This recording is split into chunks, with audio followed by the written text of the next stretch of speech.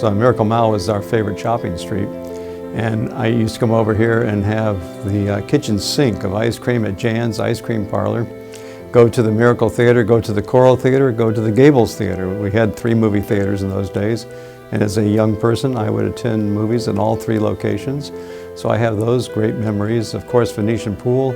I grew up swimming in Venetian Pool.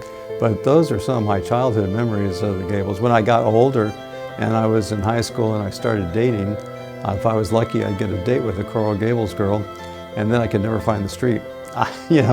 Growing up in Miami, you get used to a very grid work of streets, avenues running one way, streets running the other way, and I'd get a date with some Coral Gables girl and I could never figure out where the street was or how to get there, and we didn't have GPS in those days. When I decided to run for public office and became mayor, we had 10 years of grave challenges, especially budgetary challenges. And I am proud of the fact that despite the budgetary challenges, this city was never an economic problem, never economic trouble.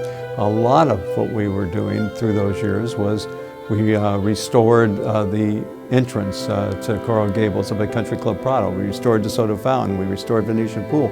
We restored the Merrick House. We restored all kinds of things. We took office in 2001. And just about the time we took office, the dot-com crash on Wall Street, the dot-com industries crashed, and Wall Street took a bath, and our pension fund took a bath.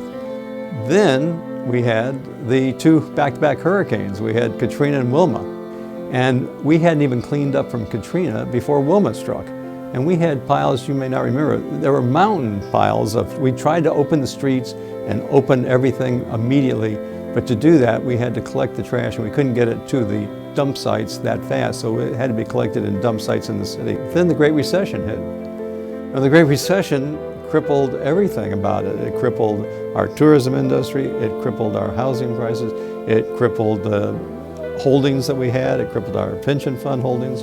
In those 10 years, we faced that series of crises, and we had to struggle to make sure that what we did on a very conservative fiscal basis, and to make sure that our city was fiscally sound.